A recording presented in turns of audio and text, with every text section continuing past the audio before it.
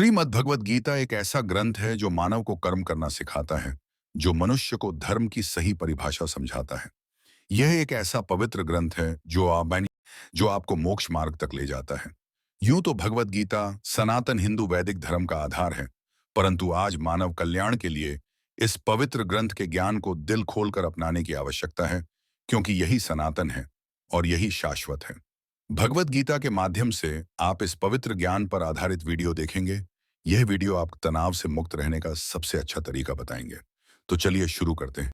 शांत रहने से सभी दुखों का अंत हो जाता है और शांत मन मनुष्य की बुद्धि को शीघ्र ही स्थिर करने में और परमात्मा से मिलन करने में सहायता करती है। हमारी आस्था की परीक्षा तब होती है जब हम जो चाहे वो हमें न मिले और फिर भी हमारे दिल से प्रभु के लिए शुक्रिया ही निकले। जिस मनुष्य ने अपनी जवानी में बहुत सारे पाप किए हो, उसे बुढ़ापे में नींद नहीं आती है। इसलिए जवानी बर्बाद न करें। व्यक्ति जो भी चाहे वह बन सकता है, यदि वह विश्वास के साथ इच्छित वस्तु पर लगातार चिंतन करें। जो बात सच पर आधारित होती है, उसे कहने, करने और मानने से हमें कभी नहीं डरना चाहिए। प्रेम सदा ही माफी मांगना पसंद करता है और अहंकार सदा ही माफी सुनना पसंद करता है। इंसान की इच्छा पूरी नहीं होती है तो उसका क्रोध बढ़ता है, और उसकी इच्छा पूरी हो जाती है तो लोभ बढ़ता है। इसलिए जीवन की हर स्थिति में अपने धैर्य को बनाए रखें। आज यदि आपके दिन बुरे दिन चल रहे हैं, तो कल अवश्य ही अच्छा होगा। आप केवल निस्वार्थ भाव से अपना कर्म कीजिए। जो मार्ग ईश्वर ने आपके लिए खोला है, उसे कभी भी कोई बंद नहीं कर सकता। इसलिए चलते रहें। मनुष्य का जीवन केवल उसके कर्मों पर आधारित होता है। वह जैसा कर्म करता है, उसका जीवन वैसा ही हो जाता है। मैंने ही इस सृष्टि की रचना की है, मैं ही इसका पालन पोषण करता हूं, और मैं ही इस सृष्टि का विनाश अर्थात अंत करता हूं। जब जब संसार में धर्म की हार होगी और अधर्म की विजय होगी, तब तब मैं इस संसार पर अवतार लूंगा। धर्म कर्म से होता है, कर्म के बिना धर्म की कोई परिभाषा नहीं है। हमारी आस्था की परीक्षा तब होती है जब हम जो चाहे वो हमें न मिले और फिर भी हमारे दिल से प्रभु के लिए शुक्रिया ही निकले। लोग अक्सर सच कहने से बचते हैं या डरते हैं, पर सत्य कभी छुप नहीं सकता और न ही कभी मिट सकता है। कितना भी छुपा लो, पर सच तो उजागर हो ही जाएगा। अहंकार से इंसान की प्रतिष्ठा, वंश, वैभव तीनों ही समाप्त हो जाते हैं। मन की हलचल, होश, सांस और भावनाओं के माध्यम से भगवान की शक्ति सदैव तुम्हारे साथ है। शांत रहने से सभी दुखों का अंत हो जाता है और शांत मन मनुष्य की बुद्धि को शीघ्र ही स्थिर करने में और परमात्मा से मिलन करने में सहायता करती है।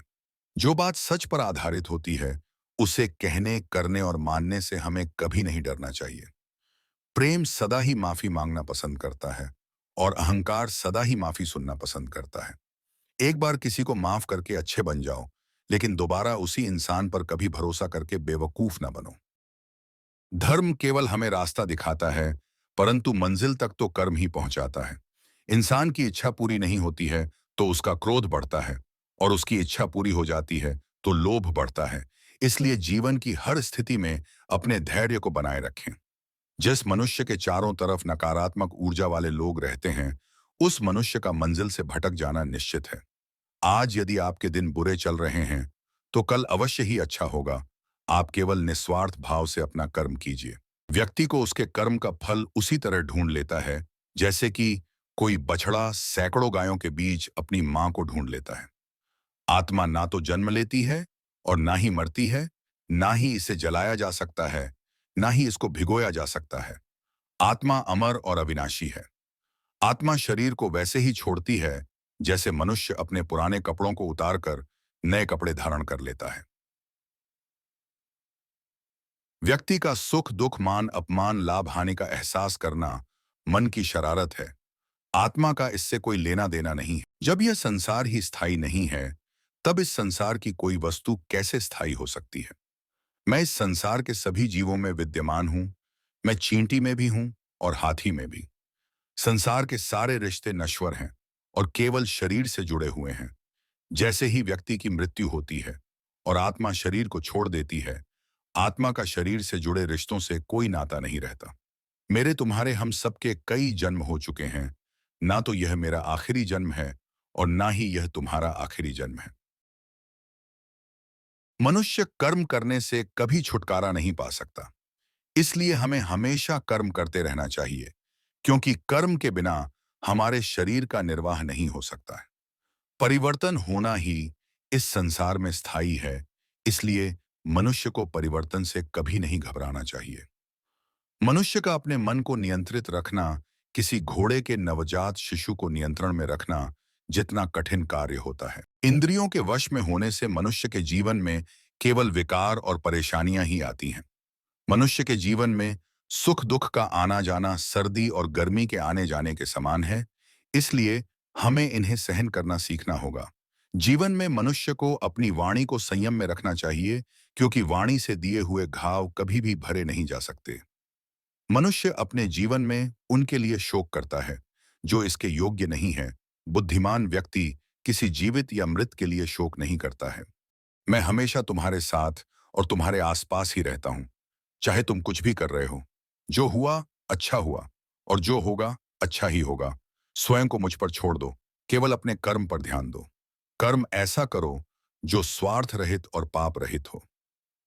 मनुष्य को जीवन में समय चाहे जैसा भी हो, अपने परिवार के साथ रहना चाहिए। परिवार पर यदि सुख आता है तो वह बढ़ जाता है, और यदि दुख आता है तो वह बढ़ जाता है। वह मनुष्य जो सभी इच्छाओं को त्याग देता है, मैं और मेरा की लालसा और भावना से मुक्त हो जाता है, उसे शांति प्राप्त हो जाती है। भगवान श्री कृष्ण कहते हैं, अगर तुम्हें किसी ने दुख दिया है तो इसका बुरा मत मानना, क्योंकि लोग उसी पेड़ पर पत्थर मारते हैं जिस पेड़ पर ज्यादा मीठे फल होते हैं। स्वार्थ से रिश्ते बनाने की कितनी भी कोशिश करो, वे कभी नहीं बनते। और प्रेम से बने रिश्तों को कितना भी तोड़ने की कोशिश करो, वे कभी नहीं टूटते। यदि व्यक्ति शिक्षा से पहले संस्कार, व्यापार से पहले व्यवहार और भगवान से पहले माता पिता को पहचान ले, तो उसकी जिंदगी में कभी कोई कठिनाई ही नहीं आएगी। विषयों का चिंतन करने से, उनको याद करने से विषयों की आसक्ति पैदा होती है, और आसक्ति से इच्छाएं उत्पन्न होती हैं। इच्छा से क्रोध पैदा होता है, और क्रोध से सम्मोहन और अविवेक उत्पन्न होते हैं। जो कुछ तुम्हारे साथ हुआ है अच्छे के लिए हुआ है, और जो हो रहा है अच्छे के लिए हो रहा है। जो होगा वह भी अच्छे के लिए ही होगा। मेरे लिए ना कोई घृणित है और ना ही कोई प्रिय, ना कोई निर्धन है, ना कोई धनी। बस जो भक्ति भाव से मुझे याद करता है, मैं उनका हूं और वे मेरे हैं।